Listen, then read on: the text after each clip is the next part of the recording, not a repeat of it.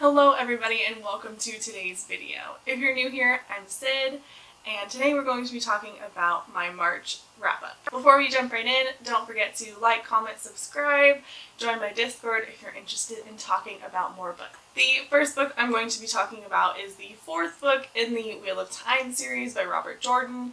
This book follows a couple of our main groups of people as they're kind of paired off in different areas of our world. And I just, again, have to say that Robert Jordan's pairing of different groups of people is just phenomenal. He does a really good job of grouping people together that you really wouldn't think should be grouped together, but are just wonderful, and they do such a good job of, like, banter and just interactions in general. I am finding that although this is the biggest book in the entire series, maybe, I need to fact check that. The last one in this entire series might be longer. But second or longest, this actually I found the most intriguing out of the entire Wheel of Time so far. I thought that the pacing of the book was just incredibly well done. Up until this point we have had, we followed very similar pacing structure in the previous books where we have kind of a very slow beginning, and then the last like 200 to 100 pages, everything important happens, and it feels kind of rushed in comparison to this book where something is happening all the time. But I think it's mainly because our different groups of people are in different areas and they're doing different things. So it's just very intriguing, and you want to know what's happening to the different groups of people and what's going on. So I think that the pacing of this book was just wonderful, and I actually enjoyed it so much. I think that the character development is going so well. I am starting to love some of the characters that I wasn't as big of a fan of. I'm starting to see very similar themes to like Game of Thrones, where it's very political and intriguing. I'm just starting to find that I really enjoy almost all of the characters. I really don't have a least favorite. I have a favorite, and it's Perrin. I love him so much. He is what is driving me forward in this entire series. I hope that we continue to get more and more of Perrin because he's just a wonderful character. Matt is still just a brat, so he's whiny and snivelly and annoying. It's just what you're gonna get. Overall, I think I rated this book a 3.75 out of 5.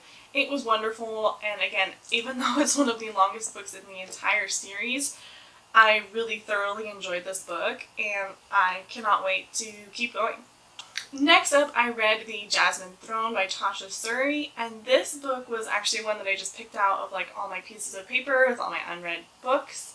And holy crap, this has sat on my shelf for easily over a year, and I was so impressed by this. If you don't know anything about this book, this follows two main characters, Priya and Malini. Malini is the Emperor's sister, and when she refuses to be burned alive, that is when she is sent to a prison where she meets our other main character, Priya. We are then following their story of how they are best fighting and coming to terms with the fact that there is a lot of turmoil in this land, and there's a lot of political maneuvering that needs to happen on both Malini's part and Priya's. Priya has a special ability where she is able to manipulate and control plants.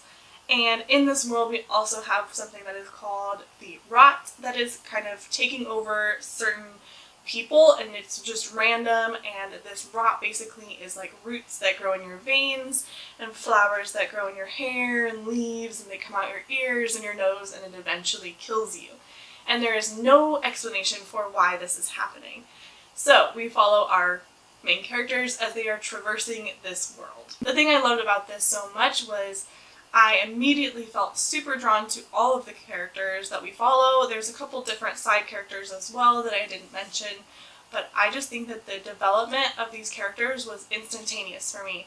And that's pretty hard to do because I love like fleshed out just every little thought and every little detail, and I thought that she did a wonderful job of engrossing me in each character's point of view, and I was invested in every single one of them. Along with it, there is a sapphic romance in this that I just I'm not a romance reader, but I thoroughly enjoyed so much.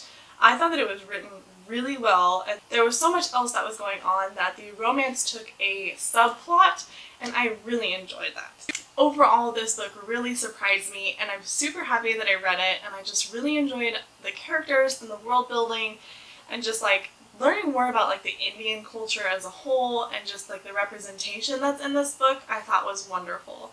And I actually have the second one on my TBR for April, and I can't wait to get to it. The next book that I read was Black Sun by Rebecca Roanhorse, and this was also surprising and shocking to me. Coda inspired me to read it. He was like, let's read it together. And I think I literally read this in like 2 days. Granted, I was sick, so there is that. But if you don't know anything about Black Sun, it follows multiple characters once again.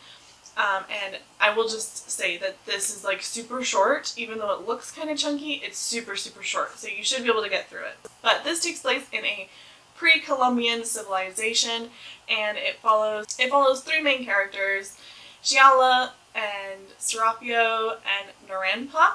I think I'm saying all those right. Please correct me if I'm wrong. They're pretty complicated names. We'll just go with it. And Serapio is part of the Crow clan, and the opening to this is extremely interesting and definitely worth reading. Just the prologue to get you hooked, because it is very creepy and very terrifying and intriguing at the same time. But this also follows our other main character, Gialia, and she is basically kind of a pirate, and she is kind of quest to take Serapio to a different city. And this kind of starts their adventure, and they're kind of coming together. And you also are kind of getting some past POV as well from some of the different characters, and so you are seeing a dual timeline of how they kind of got to where they are now. And it's very fascinating, and I think that the characters coming together and just interacting with one another are so fascinating. The world is really interesting. The only thing I will say about this book that I think is a negative is that the pacing was just kind of interesting for me. I think that overall the pacing was at like a breakneck speed the entire book. And although some people really like that and enjoy that, I think that the ending unfortunately felt rushed because everything else also was rushed. So it just was a little off for me that way. But again, I devoured this book in like 2 days. So if that doesn't tell you that it was good, then it is very good. The last book that I read in March was 20,000 Leagues Under the Sea by Jules Verne. And I didn't love it. This is probably one of my least favorite classics that I've ever read, and that's a pretty low bar because I've enjoyed almost every single classic that I've read, so this is in its own new category. If you don't know anything about 20,000 Leagues Under the Sea, it follows a couple main characters, one being the professor and 2 being Captain Nemo. Yes, like Nemo from Finding Nemo. Clever. And they are forced onto a ship called the Nautilus, and the Nautilus kind of takes grand adventures throughout the sea. And they just kind of face different things throughout their journey. And I'm about halfway through the book reading it physically. And then just was so exhausted mentally because this has just massive paragraphs of listing of fish and like their scientific names and coral and anything that he could be scientific about, he was scientific about, and any chance to show off his knowledge, he did. I learned later after finishing this book that the chapters were released one every 2 weeks, so I think that knowing that about this would have made it significantly more digestible to read that way, how it was originally published versus just like a straight through book. and I found that the characters unfortunately just weren't very lovable and likable, but I think they did represent different things throughout, and you can kind of pick up on some different themes in the book, but nothing that was like really life-changing or very in-depth. I really loved like Frankenstein when I read Frankenstein, and how it was so interesting to like really deep dive and like make your own opinions and thoughts of Frankenstein and the monster. And in this, it was just very old school, and the characters just weren't very good. There was just no depth to them, I think is really what it was. And there was a few things that were just really old school, like in language wise, and there was like a servant basically. He was like a manservant. I don't know, it was really strange. And then once I hit the halfway mark, I decided to check out the library book that was an abridged version, and I enjoyed that much more, and it was more kid-friendly and less scientific language that was just really bogging me down. So if you're going to pick this up, please pick up the abridged version or like the kid version of this, because I think it would be significantly more enjoyable. The last book that I'm going to talk about was Dragonfall.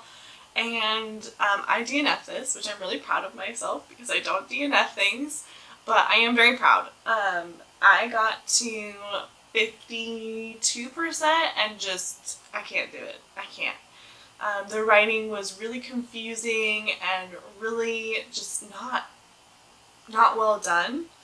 I think that the author was a bit confused in where they wanted things to go.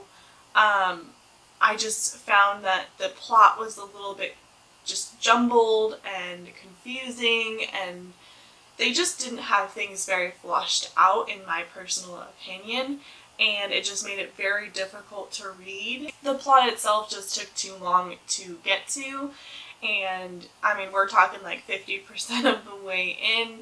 We finally figure out what is actually kind of happening, and there is this kind of forced romance as well that just was not very intriguing and just not well done either. And so I unfortunately had to DNF this book, otherwise it would have been my 5th book.